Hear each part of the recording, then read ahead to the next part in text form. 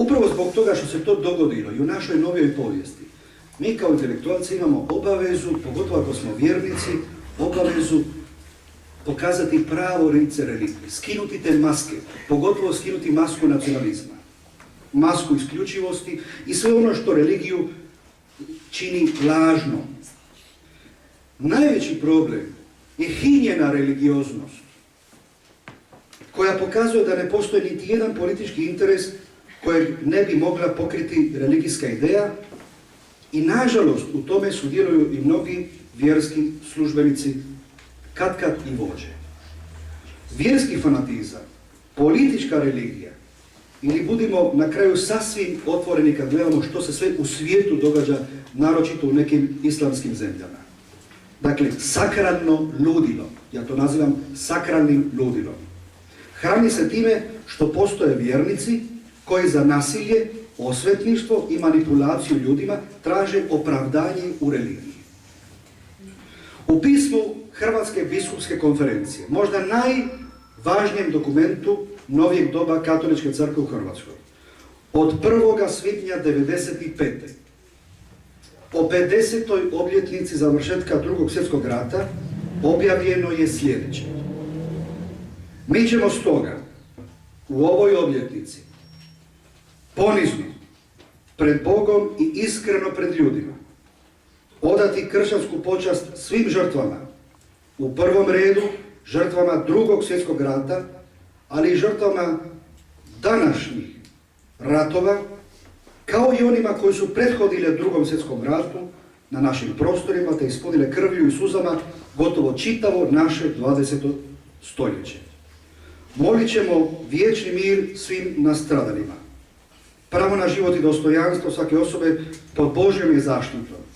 Stoga, svakoj nevinoj žrtvi dugujemo jednako poštovanje. Tu ne može biti razlike, ni rasne, ni nacionalne, ni konfesionalne, ni stranačke. Temeljna jednakost u dostojanstvu svih ljudi proizlazi iz same naravi čovjeka, stvorena na sliku i priliku Božju. Kraj citata.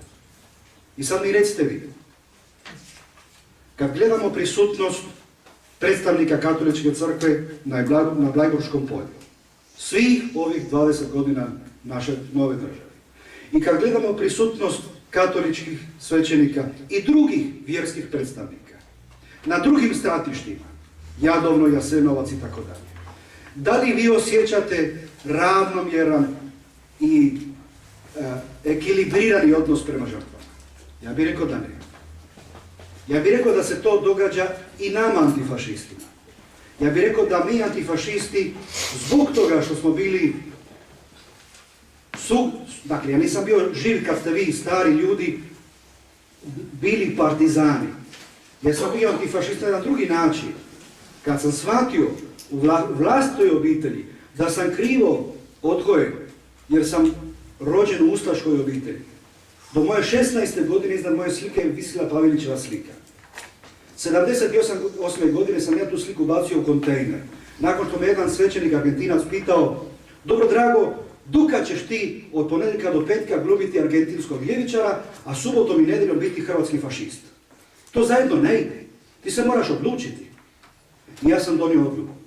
I pristupio sam organizacijama za ljudskih prava u Argentini za vrijeme diktature.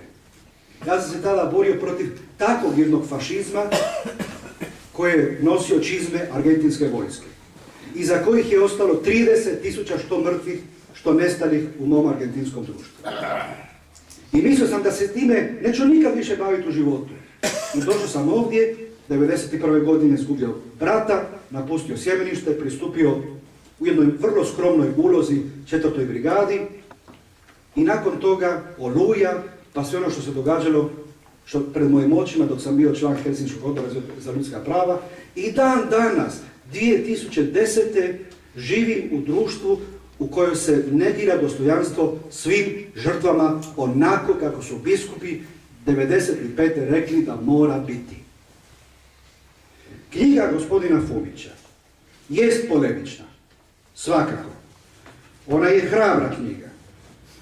Ja mislim da tu Fumić ne brani samoga sebe. Ja ne znam kakav je on bio partizan, ali ono što sam čuo ne govori loše o njemu. Iako mu se pripisalo u proteklih godina da je i ratni zločinac. Ali o tome govori onaj ko to govori. Dakle, ono što sam ja čuo o Fumiću je dobro. Ono što čitam iz pera gospodina Fumića je ohrabrujuće. Na primjer, samo jedan citat. Na stranici 44 knjige koju imate, Fumić komentira odnos svećenika, posebno fratara u Hercegovini i u Dubrovniku prema ustaškoj vojsci. Pred sam Božić 1944. fratri su ispovijedili sve vojnike NDH katoličke vjere. Neki su fratri služili misu na otvorenom, što nije ništa neobično, pogotovo u ratnim vremenima.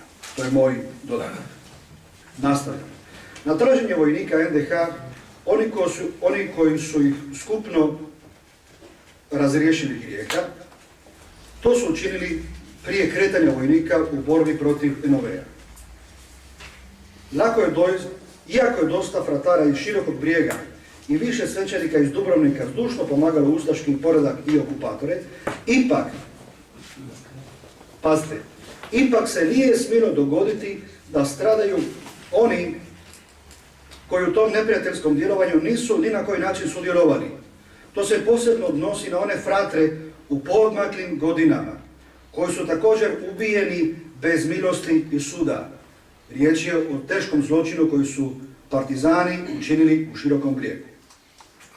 Nisu bili samo stari ubijeni, ubijeno nekoliko mladih bogoslova. To je moj dodatak. Razlog takvog ponašanja, kaže Fumić, pripadnika NOV-a, leži u dogmatizmu i radikalizmu pojedinih rukovodilaca. Taj radikalizam je proizlazio iz shvaćanja jednog dijela pripadnika NOV-a da je crkva kompletna na strani neprijatelja. Ali iz činjenice da su mnogi članovi njihovih obitelji smrtno stradali od ustaša i okupatorskih snaga tih ratnih godina. Zato nisu mogli shvatiti da pogubljenjem i nevinih čine trajnu štetu cijelom narodno-oslobodilačkom pokretu, a pogubljenima nepopravljivu nepravdu. Dakle, takvih trenutaka u knjizi ima puno. I to je dokaz. To je dokaz da biskup Košić, nažalost, i njegove kolege i kolegice iz Komisije za pravdu i mir u 4. sazivu ne poznaju dovoljno kretanja unutar antifašističkih redova. Mogu svjedočiti, evo ovdje je prisutan Živko Juzbasić, koji je sa mnom bio u Helsinškom odboru, partizan, da smo se borili protiv kršenja ljudskih prava. I to je isto nastavak antifašističke borbe. Zaštita obespravljenih, izgaženih građana Republike Hrvatske. Dakle, ja mogu svjedočiti, koji nisam